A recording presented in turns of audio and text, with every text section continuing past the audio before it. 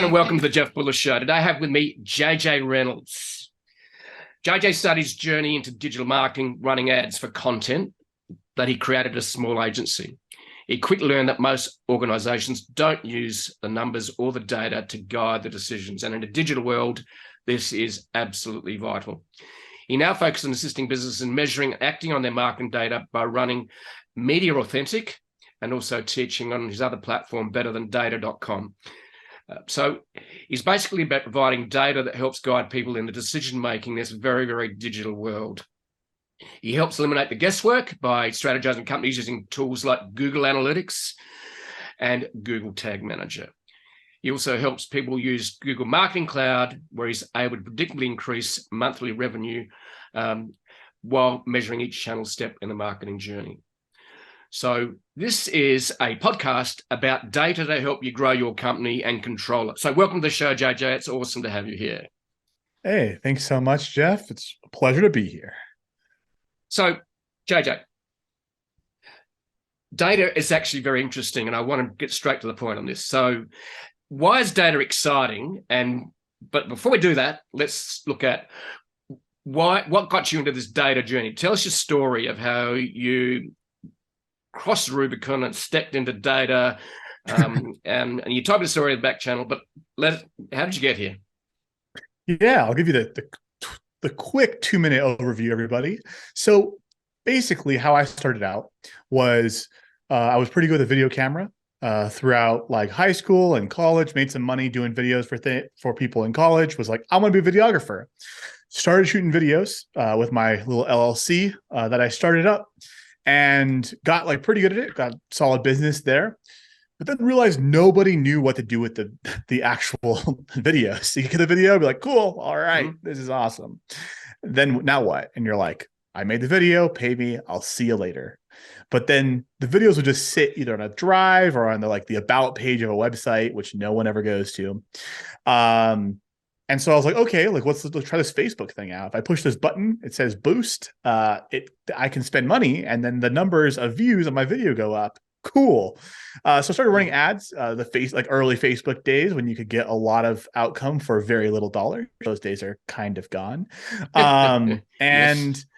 Then realized that once the numbers weren't what you expected, right? Like if you're running for the business owner, you spent $10,000, $1,000, $100,000, add as many zeros or as few zeros as you want. Then the owner is like, well, what did we get? Did we get more than that back?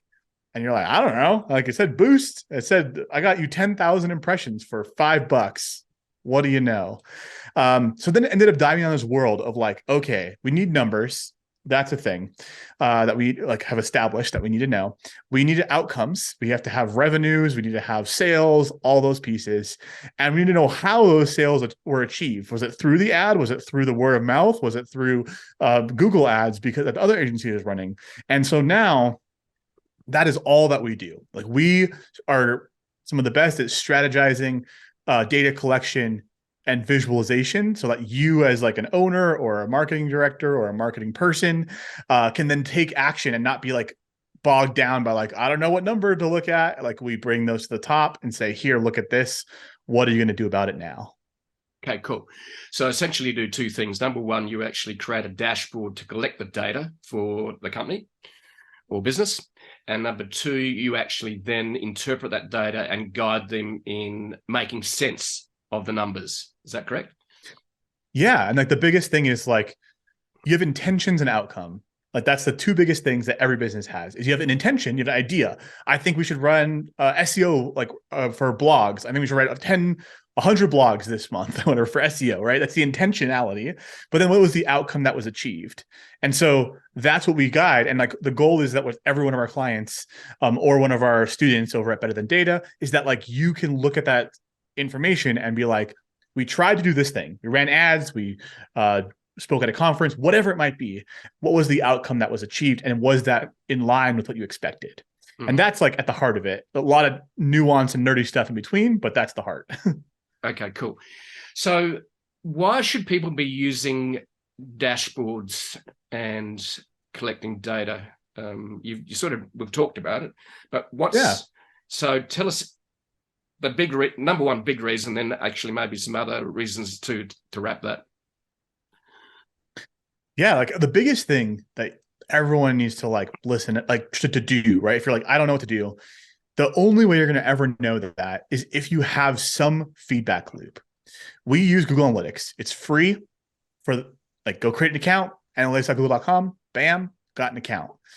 But then you have to decide like what are you going to do with that information? And that's the easiest way to have a feedback loop is like how many people saw the thing, how many people bought the thing, where'd they come from? Like that's the easiest three questions you can ask. How many people saw it? How many people bought it? Where did they come from? And if you can answer those three questions, you're gonna be better than most people. Yeah. You'd be surprised. Yeah.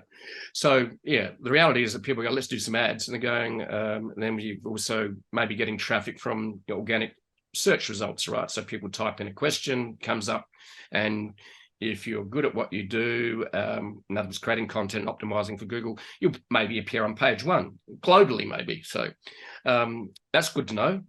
But then is that driving sales? Or if I'm running Facebook ads or Google, YouTube video ads, for example, which one's producing? In other words, if I spend $1, I don't want to get 50 cents back because then it's just a complete waste of money. So tell us about your approach to driving, because number one, you want attention. All right. In other words, that's impressions is another word for it. Number two, you want leads. Okay. Number three, you want sales. And then number four, at the back end of that, which a lot of people forget about, is how many people have bought my product, never come back, or they're buying a monthly subscription to something and keep churning. So the last number, I believe, is churn. So they're the four. Tell us your approach to help people make good decisions based upon data around spending money for ads and generating impressions, leads, sales, and reducing churn. Yeah, I love it. Love the question because this is like the foundation of where every conversation starts. Like, and to give you an example of like, if anybody goes to like betterthandata.com, there's like a big button at the top right corner that says cheat sheet. Okay. It is a lead magnet. Leads. That's the first piece there. I know that every single person who sees the page, 38% of you are going to fill that out. Like, it's consistent, rock solid, does not change very much over time. Mm-hmm. And so with that, I can go to any channel I want to, and we have a benchmark to start with. So you can say like impressions is people who saw that, 100 people saw that, and 38 of them downloaded the thing. Okay, we got leads. So that way you have a very, very basic way of saying, okay, how many people saw the thing? They saw what you're offering, right? Whether that's a lead magnet or a webinar or whatever else. And then how many people did the thing that you wanted them to do? You then can take that back and say, where do they come from? And is that a different behavior for ads versus YouTube versus different platform or organic social media, right? And so that's like at the heart of it. You start with that. How many people saw the thing? How many people downloaded the thing? Boom. You have that answer there. Then you have the next question of how many monies did you get, which everybody wants to know, right? Because that's at the end of the day. And so you can do the same exact concept with that is how many people saw the offer page. Like if you have a single offer, right? Like, so say, for example, you have like a course that you sell, or if you have something along those lines, like how many people saw the page? Start with that. And then how many people bought the page or bought the thing that was on the page and go there. And like, you'd be surprised at knowing those like 5 metrics, right? People who saw the thing, people who then got the lead magnet, the conversion rate of that, people who saw your offer, and then people who bought the offer and the conversion rate of that, and where they came from, broken down by the source of the traffic. And that right there is like, hopefully you're still following me. I know we're like on a podcast here and I'm giving examples. But that at the heart of it is where you can start. And then there's a ton of nuance of how you can get into more granular of different steps of different things. But that gives you a guidepost of say, hey, here's our direction where we're trying to go. And are we going there? We expect to have 100 leads this month or 1,000 leads this month. 80% of those are going to come from Google ads. Like, is that true? Yes or no? Let's find Mhm. out. So that's at the heart of it, how you can start. And that probably was a lot for some people. Apologies, but hopefully that made some sense. Yeah, I think people need to understand that data gives you the insight. Otherwise, you're flying blind. You're just going, well, I think the ads are working. We've got some leads in our email subscription list. We've got some revenue, but which channel is working?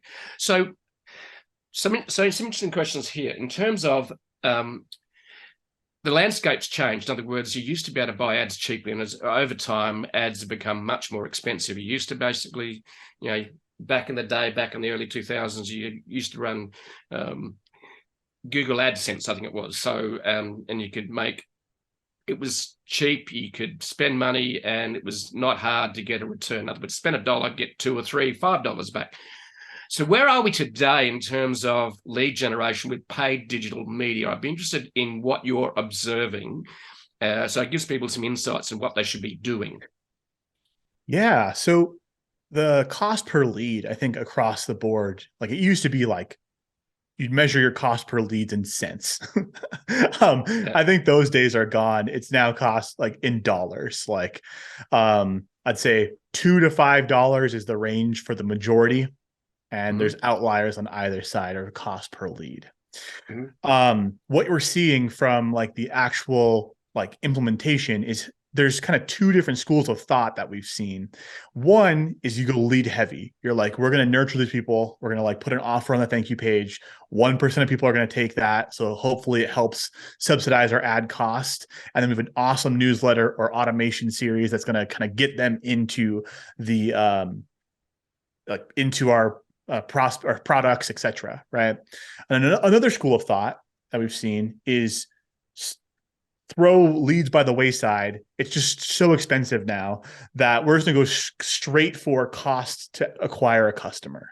Like we're just going to go straight for the ask at maybe a low dollar thing to get them into our system and break even on the spend. So those are the two kind of schools of thought that we see on pretty much most clients, or one or the other. They're like lead gen all the way, or they're cost CAC or customer acquisition cost all the way. Right. And so that's really the trend that we're seeing, is like a divide between the two strategies, whereas it used to be much more like you'd kind of do both at the same time, whereas some business models are kind of going one way or the other way. Right. So in terms of your clients you're working with, because in this digital world, you can actually create very low cost products that actually have high gross margin. That might be a monthly newsletter that you create. It might be, then you've got more B2B that are selling like $100,000 piece of equipment. So in other words, if you get a lead and then it converts, and that's maybe, it's not easier to actually make money out of it, but everything's relative to the cost of the good and the money that the business makes from it. So which area are you sort of working in and finding the best success? Is it like a high-end B2B? Is it B2C, or across the board? Yeah, we mostly work, I'd say about 50-50 at the moment, between B2B, like kind of softwares, like style software adjacent type of companies, or B2C, where they're selling either information or like actual products like e-commerce, multiple high SKU kind of websites. So our divide right now is about half and half. We don't really have any major like pharmaceutical companies because the volume is so low, right? Like you're like, there's 100 hospitals that we're going to sell this to. So like, we don't really need to measure it because we'll call them and then we'll have like a list that we just keep manually, right? We need to have some level of volume. And like to your lead point, like one of our clients has near close to 1,000 leads a day that they're like taking in, and then like we're measuring the entire back end system with them there. So like again, all over the board, but that's usually SaaS software adjacent or kind of direct response style there, course creators, things like that. And what type of digital media advertising are you focusing on, and what are maybe the top three or four that people should be considering in terms of getting impressions, getting leads, getting sales, and then also observing how you should reduce churn? That's another story. We'll park that to the side. So what are the top because we've had some recent in the last year or so. Apple said we're not going to hand out information to Facebook because you're using that data to provide almost creepy information about people, and we respect people's privacy. That's what Apple says anyway. So with Apple's sort of privacy, and people need to opt into ads and so on, or opt in to hand over their information, has that had any impact on ad spend or ad efficiency? I think like a new number that we're trying to see more and more is like the marketing efficiency ratio, which sounds really scary when you say it out loud. But basically, how much spend did you like across all channels, right? Like how much money did we spend across all ads, including agency fees, if you use agencies, kind of marketing in general, and then what's the new revenue acquired? And like, what's that ratio of like that percentage? So we're seeing that more and more businesses that are starting to like look at things more holistically, as opposed to like in Facebook, how much money we spend and how much money we make. They're kind of moving upstream a little bit, although we can still break it down by channel. And to answer your question around like the platform specific, is it really depends on like who you're talking to. Like if you have something that is low cost and a low, like under the age of 30 demographic, like TikTok ads might knock your socks off. But like if you're a software that has a customer like average monthly cost of $300, like you're going to LinkedIn. And if you're looking for somebody like, in my experience, over the age of like 45 people, like Facebook's your demographic there. So like you kind of have these different segmentations of behaviors of how that traffic performs. But I think great marketers and ad buyers will be able to change platforms. They're not like, I just run Facebook ads. They're like, we do ads based off of our kind of avatar. So that's what we're kind of seeing. Okay. So in other words, it's the demographic of the platform very much drives which one you should use for your particular audience. Once you know, well, if you know what your audience is over 45, yes. Are they in their 20s and so on? Okay. So in terms of insight, so tell us a little bit about how you go to the client and you go, okay, they go, we need data, build us a dashboard. Okay, so how do you do that? What's the process for building a dashboard? Because there's a lot of different software out there. There's like different CRMs, there's different people. Obviously, just about everyone has Google Analytics. If any website developer knows their stuff, there's always, you sign up for Google Analytics, done, it's free, great. All right. So how do you build a dashboard, and what do you need from the client so people can understand what, if they contact you going, okay, you'll say to them, this is what we need and this is how we work. Just take us through the process of building a dashboard from go to woe. Yeah, there's kind of like 3 core steps. We operate in the Google suite. So basically Google Tag Manager, Google Analytics, a Google Looker Studio. And then we have like a few other things on the back end that you might not have heard of, like Google BigQuery and Google Cloud Platform. Okay. So we're mostly in the Google platform overall.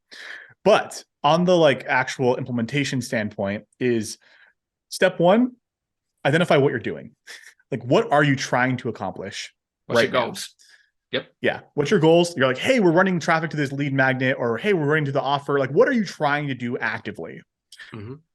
Write that down. Say, okay, cool. And then what, like, we're going to go up from that. So say, what would be the previous step to this? Like, hey, we're trying to sell this product, this, I don't know, bespoke pens. Cool. Like, what would be that one step before buying? Okay, that's like adding to cart. One step before that, viewing the product page. One step before that, the product page loaded. One step before that, they like the page, like the website loaded, right? And so what we do is we take each of those steps and we categorize it of like, what is the intent behind this step? So that's kind of step 1 for us, is like, what are you trying to do? And let's kind of backfill that with the intentionality behind your marketing plans. Some people, super short pages, buy it now or leave, right? Like that's their style. Some people super long video sales letters. There's a lot of different styles of marketing, right? Mm-hmm. And so we want to benchmark those. That's kind of step one, is that data collection aspect. Then step two is the visualization piece. So we want to make sure that the reporting makes sense to you. I like to envision like a Venn diagram. If you guys know what that, like basically it's like two circles where they overlap a little bit in the middle. And one circle is the insight. So, hey, your cart really sucks. You only convert at 0.5%. Everyone's adding to cart and never purchasing. Okay. Insight identified. Action. We don't have a developer that can rebuild the cart. We can't do anything about it. Well, we're back where we started. Like, so you have to find that overlap of insight that you can take action on, because if you have insights that you can't take action on, like you're going to be like out of luck. So the beginner marketers, like as in starting your journey, you have less actions that you know how to take, right? You might know how to write an article. You might know how to do some like basic stuff. And as you become more seasoned as a marketer, you then have more actions that you can take. You know that like, oh, hey, we can rebuild this page tomorrow. Oh, hey, we can like redo the sales funnel. You kind of know what to do. And so that overlap becomes bigger and bigger the more experienced of a team or kind of strategist has. So that's kind of step two. The last step here is insights based off of that. So what do you expect? We expect 5% of people to go from here to here. Let's make sure that that's colored to be, if it's above 5%, it's in the green. If it's between 3 to 5%, it's yellow. If it's below that, it's red. So that way you could say like, if it's everything's green, go back to doing your jobs. We're good to go. If it's yellow, take a look, hold your, take 10 seconds to like dive deeper. If it's red, we're hopping on a call to make sure nothing broke or your systems aren't like really producing bad results. So that was a much longer explanation than I'm sure you wanted, but that is the gist of it there. That's cool. So what you mentioned using colors is very interesting in terms of data. When a lot of people look at data, they're going, their eyes bleed, their eyes start streaming, and they're going, oh my God, what does this make sense? But what you're using is using colors to make it easy to people to visualize whether it's working or not. In other words, it could be green, red, warning, green, tick, red, lot to do, it's not really working. So what colors do you use to actually help get the visualization, using visualization to help get the message across? What are the colors you use? Oh yeah, usually it's red, yellow, green. We're going stoplight all the way. Universal, more or less. Everybody understands red is bad, green is good, and yellow is kind of iffy there. Yellow is that suspect color that we always think of. So usually it's those kind of three. The biggest takeaway though with that, like if you're listening to this, is use those colors for the percentages, never the outcomes. Because if you have 100 sales today and you're normally having 10, right? What happened? Was it like that you had 1 million page views, right? And then your conversion rate is terrible, right? It'd still be bad because you converted such a small percentage of that traffic. Or did you have one sale today and you expected 100? And you're like, well, did we just have a low traffic number that day because there was like a Google release and our organic dipped, or we accidentally turned off the paid ads, or our ad account got banned and no one let us know? That's happened before. So that if you have that percentage be red, it's much more actionable than saying, hey, we didn't have enough sales. If you want that, go to your bank account. It'll tell you like how many sales you had. Don't use a dashboard for that. Right. Okay. So you mentioned that there's two challenges with you giving information, whether it's okay, you built the dashboard and then you're giving advice basically to them.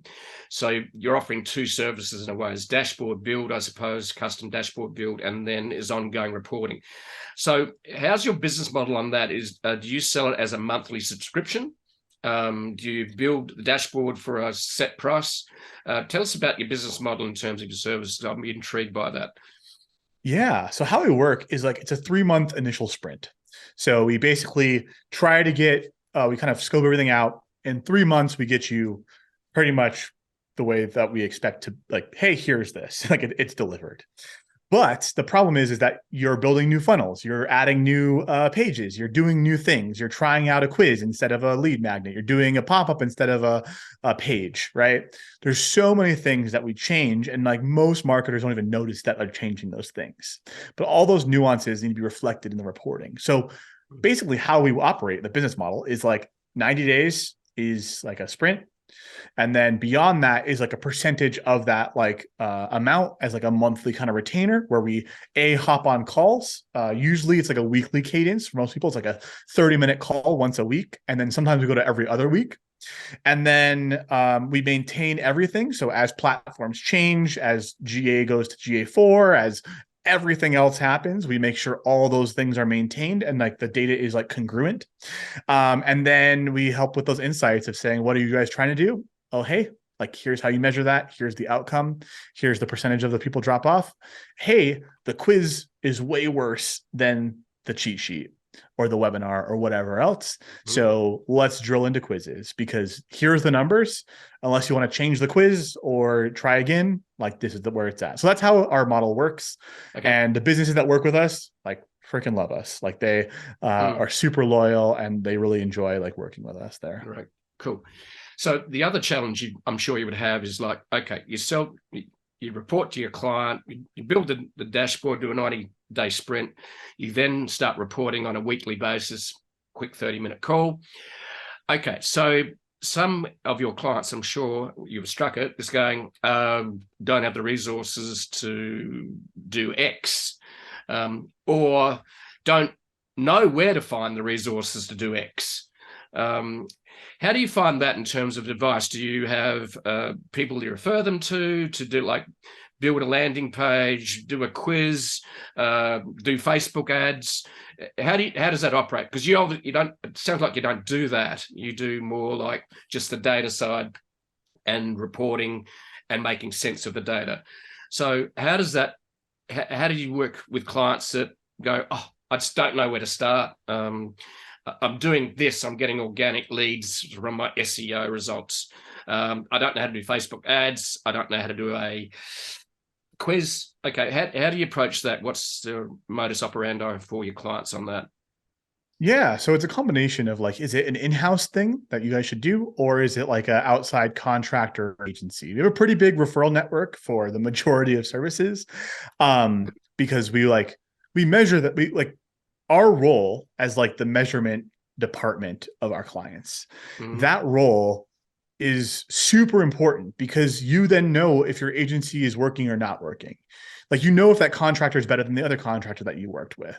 And so like, we know the good agencies and the good contractors because we've worked with a lot of people, a lot of vendors and everything else. Some clients of ours. And the reason why we don't do like the ads type of things is because, we become like, you're going to say your stuff works. Like if you run Facebook ads, you're going to be saying that your Facebook ads are knocking the socks off that business. Any positive growth because of us. So we have this plot of like, we're kind of agnostic in the sense that we don't really care which vendors you use. If you're running traffic on some random sketchy website, does not bother us at all. We kind of strategize with them to make sure that there's a way to know what is working or not working, and then how to kind of build back from that. So that's kind of how we operate in that middle thing. So it's a unique spot to be in. Right, cool. So just a question about your business, if you're prepared to reveal it, I don't know. I'm ready. So how do you guys generate leads? And the other thing too is, how did you, when you started this, you had an insight people need data dashboards. So let's go back to right to the beginning again. When you started, okay, you wouldn't have had any clients. And when was the aha moment going, I'm going to build data dashboards and report? When did that happen? Basically that started like that started when I went from like, I actually ran ads for a while, like on Facebook ads and Google ads. I worked at an agency, all that other stuff. And basically when people were like, what's working or not working? And are your Facebook ads better than the Google ads? Was when I was like, okay, the business doesn't know what's happening. Like there's no controller. They're like relying on the agency to tell them it's working. Yep. And that doesn't work when you have multiple agencies or multiple contractors doing Yep. it. Like, because everyone's telling you it's working. So you're like, I spent $10 on Facebook, I spent $10 on Google, and I spent $10 on LinkedIn, spent $30 total. And each one, and that day I made $100, but each platform is telling me that they made $50. So now it says we made $150, but my bank account says 100. Who's lying? And that's the situation that a lot of businesses find themselves in. And so that's when I was like, this is for me. I can that's my sweet spot of like handling those tough conversations, figuring out what's happening, and then building a team around that. So that's what everybody on our team now is like, that's what they do. Yep. And then as far as lead gen, and if we weren't on a podcast, I'd share my screen and show you our dashboard. But how we do lead gen is we kind of have two businesses, basically the agency where we do done for you, work with clients, kind of what I'm talking about. We have Better Than Data, where we do training for, if you're interested in what I'm talking about, go check out Better Than Data. And then we have a blog that's called lookerstudio.vip. And so how we kind of structured it, which I'm not sure if I'd advise this, is that lookerstudio.vip is organic. Like, we rank really well for a lot of the Looker Studio reporting questions, which feeds leads into our CRM. And then from that, there's like a newsletter, and that feeds them into the other Better Than Data or in through the agency side of things. We also have a YouTube channel as well. So Better Than Data on YouTube is where you can find us. And so we kind of have this like multi-pronged approach. We have kind of different heads of business to serve different niches, or not niche, different like sizes of business. If you're a company doing, I don't know, at least 3 million, then the agency might be for you. If you are doing less than that, like, we have training on how to do that, have one of your team members or somebody else go through it. Or if you're wanting to offer that as a service, bam, there you go. And if you want to just learn how to push buttons on Looker Studio, we have a whole blog that's nothing for sale there. So that's kind of our business model in a box. Yeah. Cool. So in the last few months, we've seen the explosion of AI, generative AI, generative artificial intelligence. And we've seen ChatGPT launch on November 30 last year. And this is a forest fire that is just exploding. I believe it was the fastest growing platform in history to reach 100 million users. It was done in 2 months. TikTok took 18 months. Facebook took 5 years to reach 100 million users. So I'd be intrigued by what you think about the use of AI to gain even more insights, because as humans, we can look at the data and sometimes we just can't identify patterns. And this is where really complex data and AI start to make sense. What do you think about dashboards and data trying to make business decisions on your marketing? So where do you see AI today, and where do you see it going? Yeah. So AI is coming up more and more. So the way that I look at it is that you have to have, and whatever AI is telling you something has to know the full story. And currently, there aren't any AIs that have that full story. You might have reporting systems like that say, hey, like, this geographic region is converting twice as well as everywhere else, right? It's kind of like an insight, an outlier detector. But most of the time, those aren't very useful. It's not like, oh yeah, like, this is what I'm going to do about that. So the problem is they don't have the intention behind it of like, you spent this amount of money, or you did this thing, like I spoke at this conference or whatever else. That's what caused that thing to happen, that outlier to happen. Yep. Was that outlier expected or not expected? The first company that can kind of integrate the intention of like, we did this thing, and the outcome, we did this thing, and then have a way of like telling you what to do about that, like, that is going to be the one that succeeds. I haven't seen it yet. So right now, how we're using AI is basically using it to help us write some more code stuff, using it to help generate like ideas. We use it to like, once we have the idea of like, we need to combine the users and the transactions and the lead data into a single table to give us the to give us the answer to how many leads buy in the first 24 hours, 72 hours, 90 days, etc. We can like use AI to help write that code for us to then join it all together. So that's how we're using it. But right now I haven't seen like an AI, like from a language model that's like, hey, do this stuff, as if like as an experienced marketer would look at a bunch of things and say, now we're going to go do this. Yeah. So that's where, but I'm sure in the next year that's going to change, or the next 2 years we'll be off to the races. Yeah. Yeah, that's the interesting thing about data. You've got to have enough data to get insights. So the more data, the better insights you're going to get. And this is what gets really fascinating between places like China and the USA and the bigger countries that actually are collecting so much data, they actually can get insights that make a lot of sense.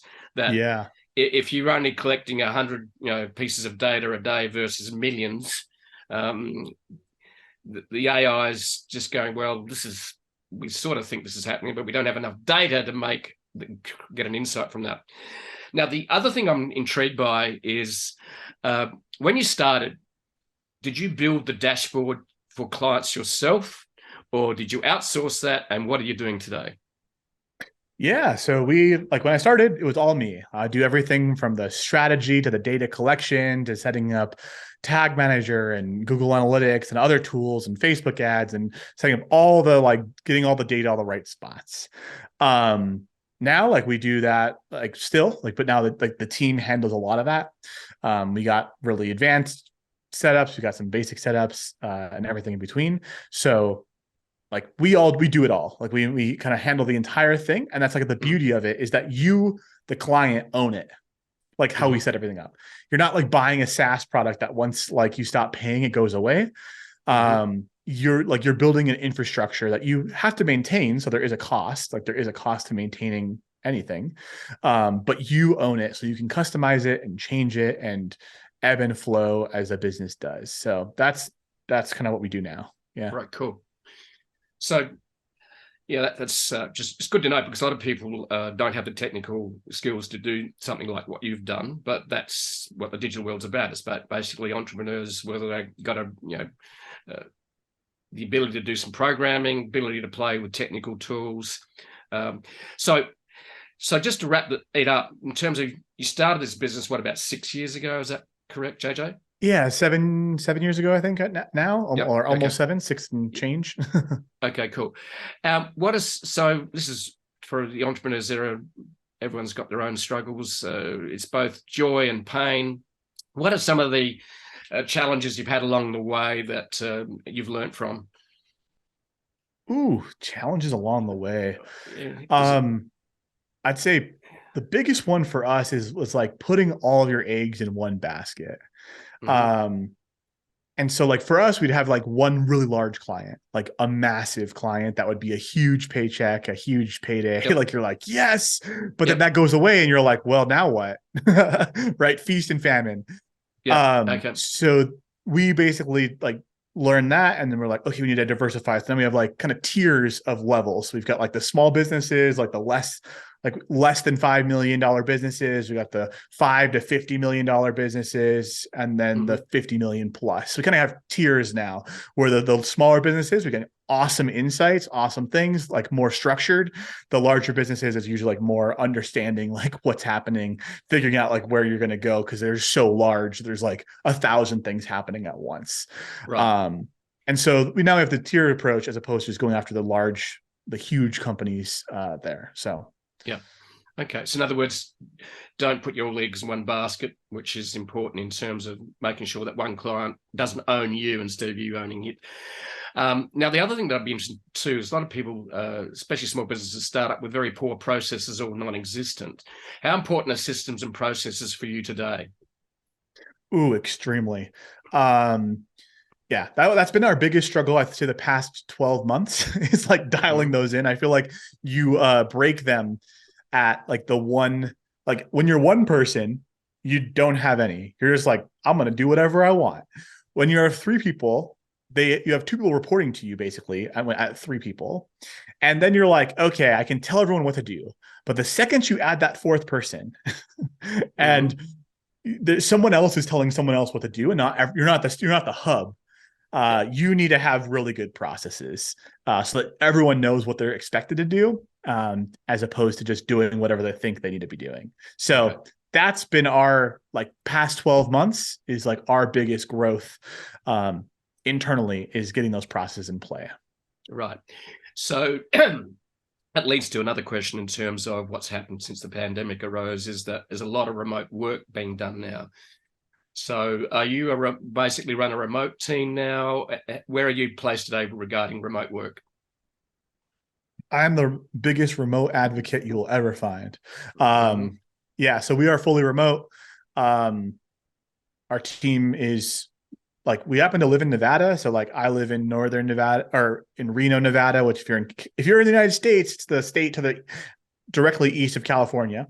And so we have 2 team members in Nevada, a couple in California, one in, I think we're all in Nevada and California, but we're all like remote. Like we don't see each other except for through Zoom, except for maybe once a quarter, every once in a while.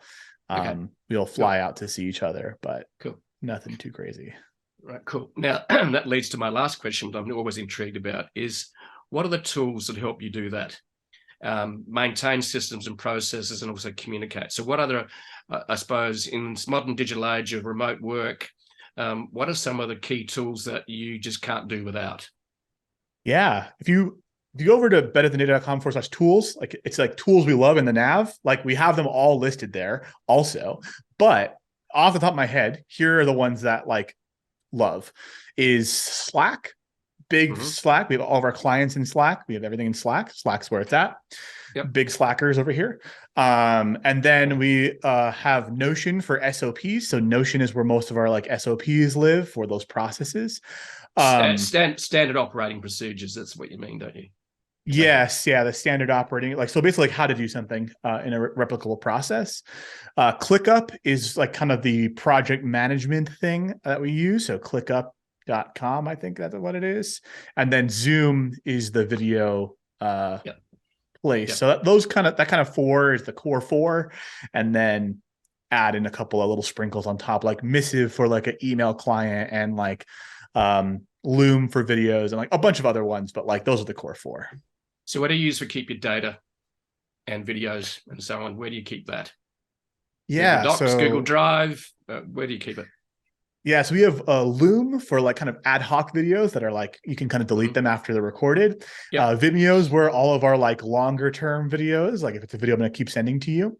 And then we use like Google Sheets and Google Sheets and BigQuery are like the databases of like actual data. So all right, cool, awesome.